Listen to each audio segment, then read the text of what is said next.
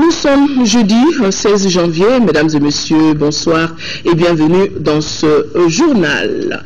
5 nouveaux ambassadeurs ont présenté leur lettre de créance au président de la République, Ibrahim Boubacar Keïta, ce jeudi 16 janvier. Il s'agit des ambassadeurs de Suède, du Burkina Faso, de la Palestine, d'Indonésie et de Corée. Le compte rendu de cette cérémonie de présentation des lettres de créance, c'était au palais de Koulouba avec notre reporter Ndei Sissoko.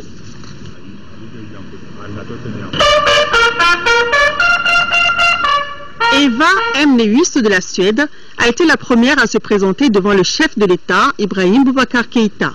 Diplômée en anthropologie sociale et en administration des affaires, elle fait ses premiers pas dans la diplomatie suédoise en 1991 en servant en Lettonie avant d'entamer une riche carrière de diplomate qui la conduira dans des pays d'Europe de l'Est, puis en République démocratique du Congo. Avant de rejoindre Bamako, elle était ambassadeur de Suède en Algérie. Son pays entretient des relations étroites avec le Mali depuis l'ouverture d'un bureau de liaison dans notre pays en 2000. Stockholm soutient Bamako dans plusieurs secteurs, notamment dans celui de l'environnement, de la santé, de la lutte contre la pauvreté et la corruption, l'amélioration de la situation de la femme et de la fille, entre autres. Et dans le cadre de la sortie de crise de notre pays, la Suède a envoyé un contingent civil de 12 personnes dans le cadre de l'EUTM et a annoncé une aide de 58,4 millions d'euros lors de la conférence de Bruxelles. Eva Mneus aura donc pour mission de perpétuer et d'intensifier les acquis en matière de coopération entre son pays et le Mali. Le général de brigade Kodjo Lougué a été le deuxième diplomate à présenter ses lettres de créance au président Ibrahim Boubacar Keïta. Il représente désormais le Burkina Faso au Mali. Détenteur d'un diplôme de l'école militaire interarmes de Yaoundé au Cameroun, il en est à sa première expérience en tant que diplomate. Kodjo Lougué a été tour à tour commandant de la première région militaire de Dori au Burkina Faso, commandant de la 5e région militaire de Ouagadougou, chef d'état-major de l'armée de terre ou encore officier responsable chargé des questions de la CEDEAO. Rappelons que son pays, en tant que médiateur, a abrité la signature de l'accord de Ouagadougou entre les autorités maliennes et les groupes armés. M. Lougué aura pour mission de consolider les liens de coopération et d'amitié qui existent entre le Mali et le Burkina Faso.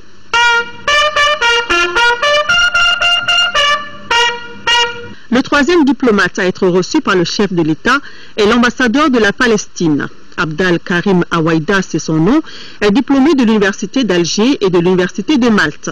Précédemment chef du programme de formation diplomatique au ministère des Affaires étrangères de l'État de Palestine, Abdel Karim Awaïda remplace Abou Rabah qui a passé plus de 30 ans dans notre pays à œuvrer au renforcement des relations entre la Palestine et le Mali. Il convient de rappeler que la Palestine appuie le Mali dans la réalisation de différents projets de santé et dans le domaine artistique. Le Mali et la Palestine appartiennent à l'OCI et au mouvement des non-alignés. Juste après, c'était au tour de l'ambassadeur d'Indonésie de présenter ses lettres de créance à Ibrahim Boubacar Keïta. Andra Jati a une maîtrise des politiques internationales de l'Université libre de Bruxelles. Les relations internationales, les sciences sociales, politiques et économiques n'ont aucun secret pour lui.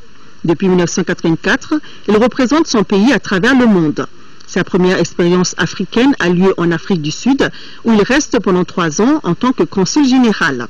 Ce passage lui vaudra d'être nommé directeur Afrique au ministère des Affaires étrangères de son pays jusqu'à sa nomination au Mali. Tout comme les précédents ambassadeurs, Andra Jati aura pour mission de promouvoir la coopération entre les gouvernements maliens et indonésiens. Il a pour résidence Dakar. La boucle a été bouclée par l'ambassadeur de Corée, Shin Chong-weon. Bachelor en sciences politiques de l'Université nationale de Séoul, c'est un spécialiste du commerce international. Avant d'entamer sa carrière de diplomate, il était directeur général adjoint au Bureau du commerce multilatéral au ministère des Affaires étrangères et du commerce de Corée. Depuis l'établissement des relations entre le Mali et la Corée en 1990, l'aide coréenne a essentiellement porté sur des dons de véhicules et d'équipements. L'industrie malienne s'est également enrichie avec l'ouverture d'une usine de montage des véhicules de marque Hyundai qui a une capacité de production annuelle de 2000 véhicules. En tant qu'ambassadeur de Corée au Mali, la mission de Shin Chong-byong sera de consolider les liens d'amitié et de coopération entre nos deux pays. Il réside à Dakar.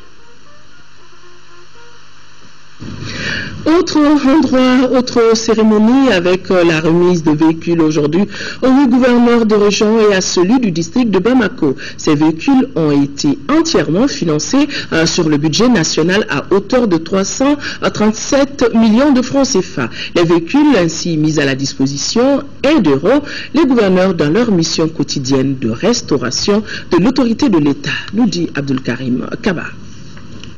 Appuyer les administrations des régions et du district de Bamako dans leur mission de tous les jours, voilà tout le sens de cette remise des clés. 9 véhicules 4x4 pour un coût total de plus de 337 millions de francs CFA. Un geste d'une importance capitale, surtout à l'approche des élections communales. La remise de ces véhicules vise à contribuer davantage à la consolidation de l'administration et au rétablissement de l'autorité de l'État d'une part, ensuite au renforcement des capacités des gouverneurs de région et du district d'autre part. L'acquisition de ces véhicules intervient à la suite d'une soixantaine d'autres véhicules réalisés par le département en vue d'accompagner les représentants de l'État et les services centraux dans le cadre de l'organisation des élections 2013. Le dos s'inscrit en droite ligne de la politique du gouvernement qui vise à doter l'administration de logistiques conséquentes pour lui assurer une pleine fonctionnalité en tout temps et en tout lieu. Les resplendeurs ne peuvent qu'être satisfaits de ce geste. Les jeunes magistrats du Mali échangent sur le droit de l'environnement. À cet effet est organisée une journée d'échange dont l'objectif est de sensibiliser ces jeunes magistrats sur le rôle qu'ils doivent jouer afin de relever les défis juridiques et judiciaires liés à la gestion de l'environnement. Fademba Keita. Cette rencontre d'échange initiée par l'Association des jeunes magistrats du Mali s'inscrit dans le cadre du renforcement des capacités des juges dans le domaine du droit de l'environnement. C'est pourquoi, avec les experts de l'Agence de l'environnement et du développement durable, les débats portent sur 3 sujets: le cadre juridique et institutionnel de gestion de l'environnement, le juge et le droit pénal de l'environnement et le droit civil relatif à l'environnement.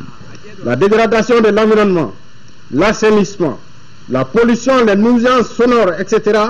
sont autant de préoccupations quotidiennes des populations. D'un point de vue législatif, il existe des textes épars sur l'environnement qui demeurent inconnus des praticiens du droit que nous sommes. Pour la représentante du programme des Nations Unies pour le développement PNUD, selon une étude menée en 2009, le Mali perd chaque année plus de 20% de son produit intérieur brut à cause de l'inaction en matière d'environnement.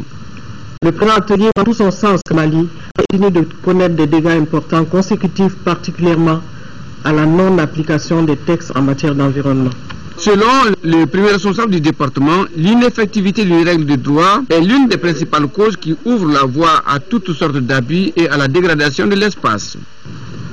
En raison de son apparition relativement récente, le droit de l'environnement n'était généralement pas enseigné en tant que matière dans la faculté de droit. Pour de nombreux juges, le droit de l'environnement pourrait donc être un domaine totalement inconnu. Il est donc urgent de faire en sorte que le droit de l'environnement ne reste pas lettre morte. Le ministre de la Justice garde des Sceaux propose l'insertion du volet dans le programme de l'Institut de formation judiciaire. Il est rare, et si on en faisait l'expérience, de trouver dans les parquets les textes applicables en matière de protection de l'environnement. Il est rare de trouver dans la documentation juridique active auprès des juridictions ces textes-là. Comment les appliquer? Parce qu'on n'en a pas reçu la formation qui puisse soutenir l'application de ces textes. Les 2 jours de débat permettront aux magistrats de trouver une solution à l'une de leurs préoccupations, à savoir la promotion de l'effectivité du droit de l'environnement à travers la recherche des voies et moyens susceptibles d'assurer la protection de l'environnement. Madame le ministre de l'Éducation nationale a, elle, effectué une visite dans 3 établissements scolaires de l'Académie de Kati. Il s'agit des lycées publics, du lycée public Mambi Sidibé, le lycée privé Primo et le groupe scolaire de Kati Numorila. Il s'agissait donc pour Madame le ministre de voir les conditions de vie et de travail dans ces établissements, de s'informer sur l'exécution de programmes et de rappeler aux responsables et au corps enseignants les directives nécessaires pour une bonne année scolaire. Partout où elle est passée, elle a rappelé aux enseignants et aux élèves que l'année 2014 doit marquer un nouveau départ pour des performances individuelles et collectives encore plus affirmées dans le renforcement des acquis de l'éducation pour tous au Mali.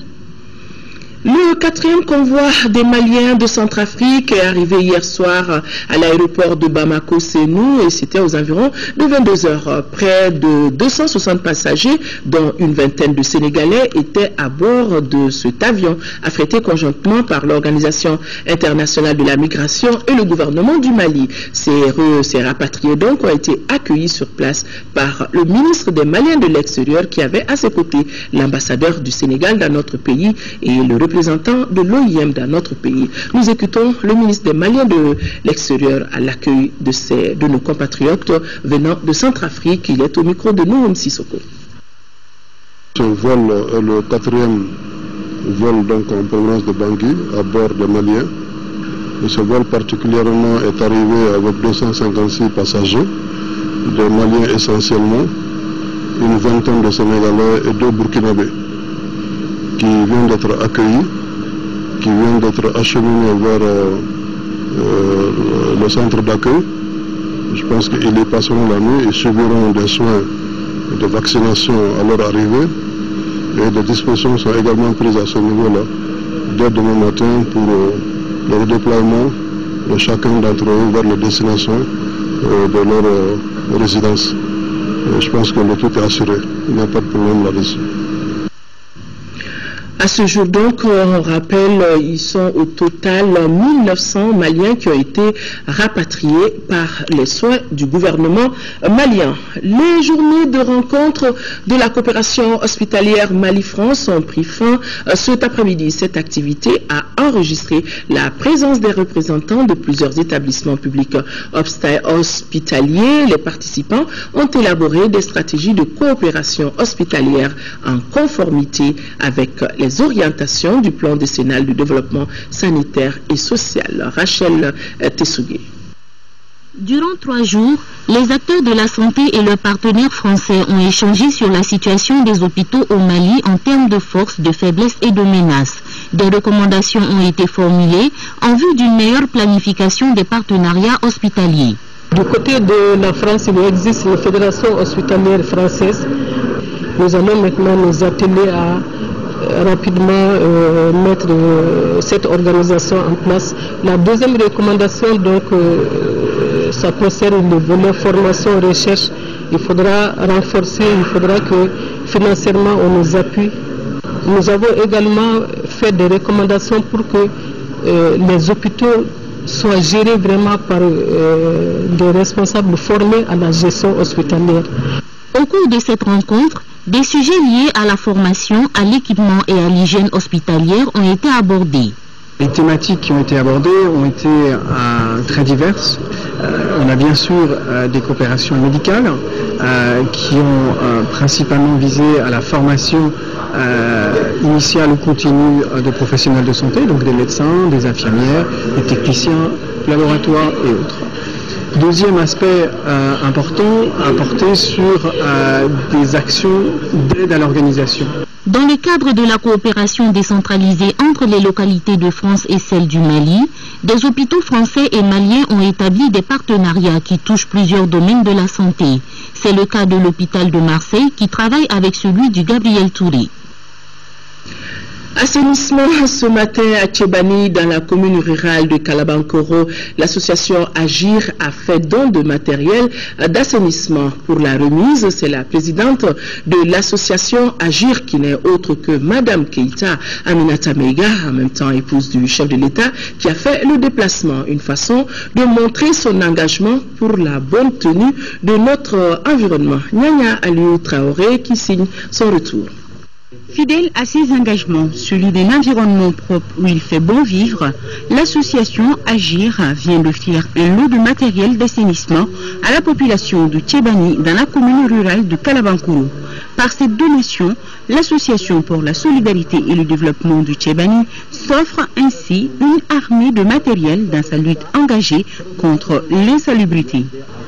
Par ma voix, les laborieuses populations de Tchébani vous témoignent ici et maintenant leur profonde gratitude en partageant votre conviction selon laquelle il n'y a pas de qualité de vie sans assainissement. Les matériels que vous avez bien voulu offrir gracieusement à notre association seront utilisés exclusivement à cette fin. Pour sa part, la présidente de l'association Agir, Mme Keita Aminata Meiga, a salué et encouragé la population de Tchébani à œuvrer dans ce sens. Pour l'épouse du chef de l'État, le développement d'une nation forte et debout dépend en partie de son environnement. Environnement qui, pour sa bonne tenue, demande le concours de tout un chacun, précise-t-elle. Je pense qu'il y a des actions que l'on peut mener qui ne demandent ni matériel, ni argent. C'est son engagement personnel par des petits gestes quotidiens qui vous améliorent votre cadre de vie, qui luttent contre l'insalubrité.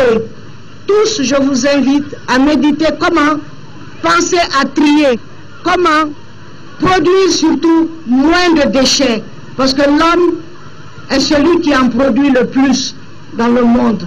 L'épouse du chef de l'État s'est aussi adressée aux enfants présents sur le lieu de la cérémonie. Elle les exhorte à plus d'assiduité dans les cours et les interpelle à prendre conscience du rôle qu'ils doivent jouer dans le Mali de demain. Autre activité menée par la première dame, Madame Keita Aminata Meiga, était présente cet après-midi au lancement de la 7e édition du Festival international au féminin dénommé Les Voix de Bamako. Un festival qui s'est donc ouvert cet après-midi au Palais de la Culture. Cette année, l'événement a pour thème Paix et réconciliation. La manifestation rassemble des artistes, musiciens du Mali et de la sous-région. Nous reviendrons dans nos prochaines éditions, nos éditions de demain avec le reportage de Modibo Soirée. Mot de politique, 14 partis politiques engagés à créer un intergroupe parlementaire avec le Rassemblement pour le Mali, RPM. Le document vient d'être signé par les alliés du parti c'était au cours d'une cérémonie présidée par le Premier ministre Oumar Tatamli, avec la clôture donc des premières journées parlementaires du RPM.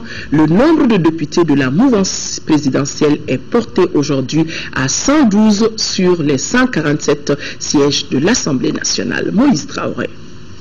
La majorité présidentielle compte actuellement 112 députés, dont ceux du CENID et du MPR. La liste n'est pas exhaustive. Les partis signataires du contrat de législature sont 14 ou 15. J'ai décidé d'organiser l'alliance que forment les partis politiques membres de la majorité parlementaire autour d'un contrat de législature. Il articule dans sa formulation deux concepts politiques majeurs: cohérence et changement. Cohérence de la démarche, cohérence de la majorité, cohérence du programme, pour qu'adviennent les changements voulus par les Maliens. La signature du document consacre l'engagement pour la création d'intergroupes parlementaires et le soutien du programme d'action gouvernementale. Bon, il y aura l'opposition. Ouais, je pense qu'il y aura l'opposition. Parce qu'en fait, aujourd'hui, on ne peut plus tomber dans le consensus qui a fait que le pays est dans le trou aujourd'hui. On ne peut plus accepter ce consensus. Et le consensus est antidémocratique. Il faut aussi ça. C'est ce que nous cherchons effectivement pour faire passer réellement les idéaux vraiment du président de la République. Ce qu'on souhaitait beaucoup. La cérémonie conclut les premières journées parlementaires du Rassemblement pour le Mali, RPM. On sait maintenant quelle est la procédure à suivre en vue de la relecture des textes, de la mise en place du bureau et du fonctionnement des groupes parlementaires. On a eu beaucoup d'expériences ces 2 jours-là et on a eu beaucoup d'expériences avec les nouveaux collègues de députés. On va porter beaucoup de choses, Inch'Allah. En attendant la rentrée parlementaire, rappelons que l'Assemblée nationale est renouvelée à plus de 83%. Seuls 24 sur 147 de la 4e législature ont été réélus.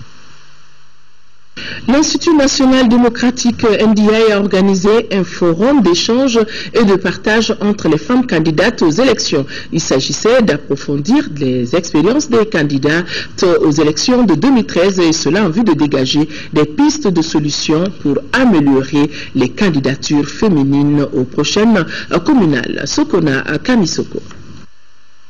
Les femmes sont au début et à la fin de tout processus de développement d'un pays. Mais force est de reconnaître que leur niveau de représentation dans les instances de prise de décision reste toujours faible. Aux élections présidentielles, il a été noté la présence d'une seule femme parmi les 28 candidats, tandis que les législatives, elles étaient 227 candidates en 2007 contre 156 en 2013. En vue de dégager les pistes de solutions utiles pour l'amélioration des candidatures féminines aux élections communales prochaines, que l'Institut national démocratique a initié cette rencontre. Il s'agit pour le NDI d'accompagner et de renforcer les efforts déployés par les organisations, les différents partenaires techniques et les pouvoirs publics en faveur de l'amélioration de la participation politique de la femme au Mali. C'est en ce sens que le NDI s'est aussi engagé en décembre 2013 à accompagner les réseaux féminins dans leur initiative de plaidoyer pour l'adoption par les institutions de la République d'une loi sur l'eau potable. Il s'agira pour les participantes d'échanger sur les expériences individuelles de participation aux élections de 2013, analyser et tirer les leçons des résultats obtenus et identifier les stratégies pour améliorer la participation et les résultats des femmes aux prochaines élections locales. Il est plus que jamais important pour nous de revoir le rôle que doit jouer la femme malienne dans tout le processus électoral, c'est-à-dire dans l'ensemble des opérations destinées à réaliser une élection, depuis la mise sur pied des institutions qui sont en charge jusqu'à la proclamation des résultats définitifs. Dans les jours à venir, l'Institut national démocratique envisage d'aller dans les régions de Sikasso et de Mopti pour former les femmes candidates sur les techniques de campagne. Le banditisme qui sévissait le long des frontières de notre pays avec la Côte d'Ivoire a baissé en intensité. Les forces de défense et de sécurité, en collaboration avec les populations, mènent un travail remarquable sur le terrain. Ce front commun qui s'est imposé a permis de mener une lutte efficace contre les braqueurs et voleurs de tout acabit. Envoyés spéciaux à Sikasso et Kadiolo, Daouda Sidiki Diarra et Fousseini Moriba. Avec le déploiement des forces armées et de sécurité le long des frontières Mali-Guinée et Mali-Côte d'Ivoire, le banditisme qui était décrié par les populations tend à disparaître. Dans le cadre de l'opération Soutra, nous avons des postes installés à partir de Zégoua, Kadiolo lui-même, Misseni, Machoro, Kadiana, et Kolondiaba lui-même et Fakola. Ces forces participent au maintien de la sécurité, qui rassure la population. À partir de là aussi, ils assurent la fluidité des populations entre les différentes frontières. Par rapport aux escortes de convois, ils assurent les escortes de convois sur l'ensemble des axes qui desservent la région. Militaires, gendarmes, gardes et civils ont coordonné leurs actions sur le terrain. Dans ces zones frontalières, la stratégie adoptée par nos forces a obligé ces malfaiteurs à changer de métier. Au niveau du cercle de Kadiolo et le cercle de Kolondiaba, nous avons eu des braquages de microfinance. Donc ce qui nous interpelle à multiplier d'ailleurs les patrouilles. Et ces patrouilles nous permettront effectivement d'assurer plus la sécurité de ces populations. Nous avons procédé courant l'année 2013 à 167 arrestations en matière de crime, 447 arrestations en matière de délit dans le domaine des renseignements judiciaires. Alors nous avons exécuté 425 renseignements judiciaires, 11 renseignements administratifs et 8 renseignements militaires. Nous avons pu appréhender une soixantaine de bandits de grand chemin. Nous avons pu empêcher des islamistes de pénétrer sur le territoire national le 27 janvier 2013. Ils ont été aperçus par des enfants qui étaient à la recherche de bois dans la commune rurale de Fourou. Donc immédiatement nous sommes rentrés en action, on a intensifié les patrouilles. Cela a permis vraiment de les faire quitter le territoire. Et depuis lors, les hommes n'ont pas relâché et nous maintenons ce cap jusqu'à nos jours. Nos éléments patrouillent jour et nuit le long de la frontière Mali-Côte d'Ivoire. Nous sommes très ravis de la prestation de l'armée malienne à Sikasso parce que depuis les événements jusqu'à nos jours, la ville est sécurisée, il n'y a pas de problème et les gens vaquent vraiment à leurs affaires sans inquiétude. On ne peut que saluer leur présence et les réconforter dans leurs tâches et leur dire aussi qu'il leur faut beaucoup de courage parce que la situation est telle qu'ils ont besoin d'être réconfortés. On a de cœur avec eux. On enregistre de temps en temps des braquages, des camions sur les axes routiers, surtout les jours de foire. Donc c'est vraiment grâce à ces forces de sécurité que ces populations parviennent à faire leurs activités quotidiennes dans la quiétude. Nous sommes souvent sollicités par ces populations pour demander des postes à tel niveau, tel endroit. C'est avec beaucoup de pédagogie que nous leur faisons comprendre qu'on ne peut pas créer des postes partout. Rien ne fera reculer nos braves soldats dans l'accomplissement de leur mission dans ces zones frontalières. L'incompréhension de certains élus qui pensent que la mobilité ou la présence des agents des forces de sécurité le long de la frontière, ils assimilent ça à des tracasseries, alors que c'est tout à fait le contraire. D'où cet appel du commandant de zone de défense numéro 8. À l'endroit des populations, nous leur demandons une fois de plus ce qu'ils ont toujours, la population a toujours fait, de multiplier. Nous sommes là pour cette population et c'est cette population qui doit bénéficier de nos apports. Un appel qui n'est pas tombé dans l'oreille d'un sourd. Je suis dans une mouvance d'un club de jeunes pour le soutien des forces armées maliennes ici à Zigoua. Nous sommes en train de renforcer et de continuer à faire sensibiliser la population par rapport au renfort et de pouvoir aider les forces armées à bien faire sa mission ici à Zigoua. Les populations se rendent maintenant dans les différentes foires sans être inquiétées, toutes choses qui permettront d'amorcer le développement économique dans ces localités. Malgré la crise, l'Office malien de l'habitat a obtenu des résultats satisfaisants. C'est le constat général fait par les administrateurs de l'Office. C'était ce matin à la faveur de la 34e session de leur conseil d'administration. Nando Dambélé. Un budget de plus de 31 milliards 355 millions de francs CFA pour la réalisation et la gestion des logements sociaux, la promotion et la vulgarisation des matériaux locaux de construction et la réalisation des travaux d'aménagement.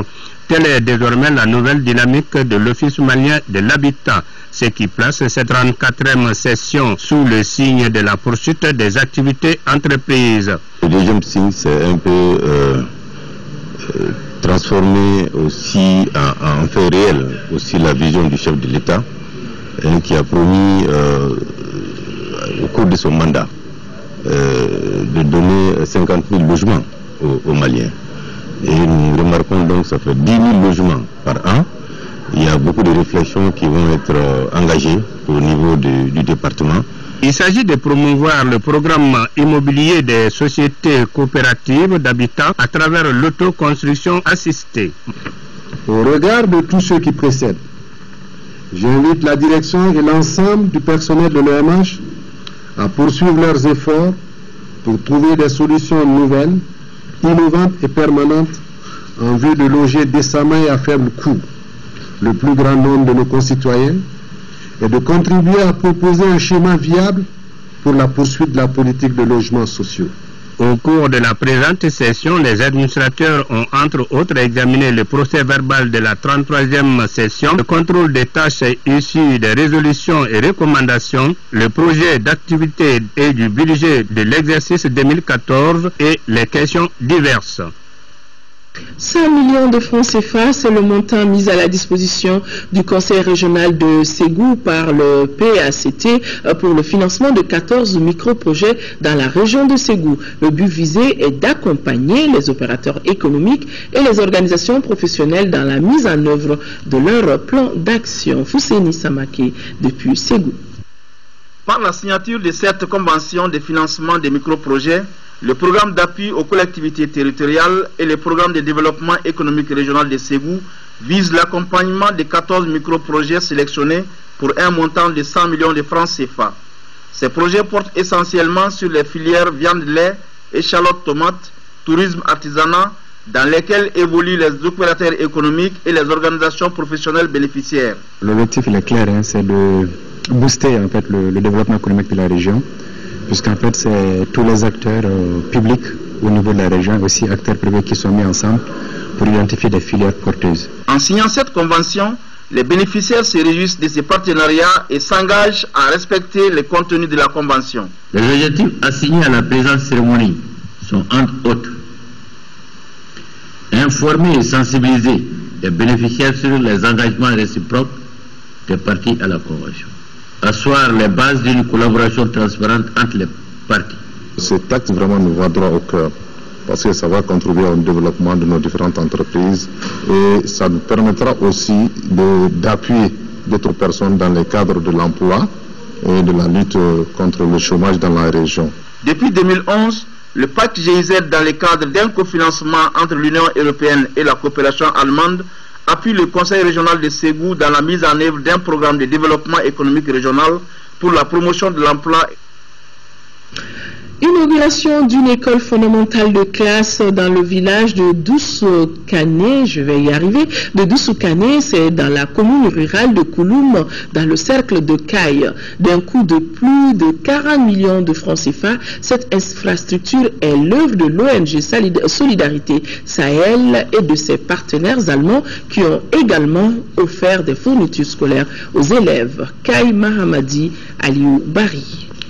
Dans le cadre du développement économique et social de la commune rurale de Kouloum en général et du village de Doussoukané en particulier, l'ONG Solissa et ses partenaires allemands viennent d'offrir gracieusement de nouveaux bâtiments à l'école fondamentale de Doussoukané. D'un montant de plus de 40 millions de francs CFA, ce dont comprend 3 salles de classe, une direction, un bloc de 3 latines plus un fourrage, des outils d'écoliers et une banque de céréales. Ces joyaux répondent aux soucis du gouvernement de faire de l'éducation et une priorité de développement et du coût vient d'enlever une grosse épine du pied du conseil communal. Créée en octobre 2007 comme école communautaire avec un effectif de 42 élèves, aujourd'hui l'école fondamentale de Doussoukané a un statut d'école publique et a un effectif de 121 élèves. Cette école n'est possible que grâce au beaucoup de nombreux donateurs et actions en Allemagne, grâce aux collaborations de confiance avec notre partenaire Solissa. La réalisation de ces salles de classe électrifiées par un système solaire dont les travaux ont été exécutés par la population de Doussoukané s'inscrit en droite ligne de la politique nationale du département de l'éducation, mais aussi témoigne du dévouement absolu des autorités communales de Kouloum.